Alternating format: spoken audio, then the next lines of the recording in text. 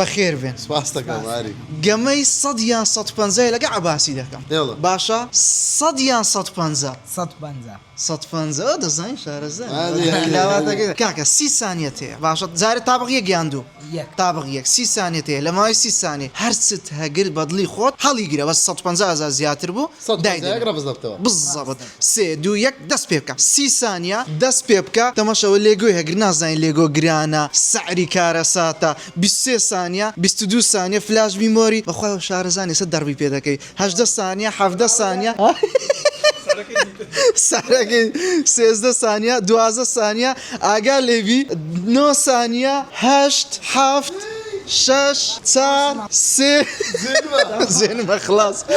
سفر وەرە بچینە کاشێری سامان حاضر بە ئەو لێگۆیەکەی بینە لێگۆ ستاندەچی ناو سیارەیە باشە لێدە لە سیستەمیدا بەس تەمەشە چی دەست 56,000 کورە نا ئەوە هاردی 2 تێرابایتی SSD سعرەکەی چەندەوە بزانە یەک دقە باو سپرایزێ لێ بکەین زاری وازدە شتانە بینە سعرەکەی چەند سعرەکەی 260 کاکرام ئەتۆ دەزانی چی هەرت گرتیە لە خۆڕە هەری گرتی هاردەچی SSD وڵی داوای لێبوردن دەکەین شانسم نەبوو دۆڕای کاکە یاڵڵا هەر هەمان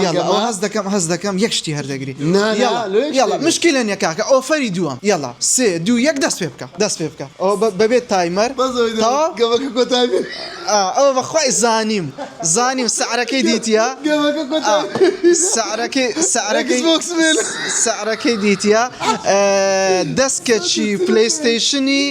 ئیدیشنی The Last of Us سعرەکەی 145,000 لە 5,000 کە کێبڵ شەحنەچش بینە کاکە ئێستا ئەوە دەوێ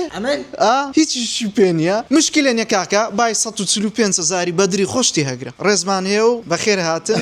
لە بوارێگەی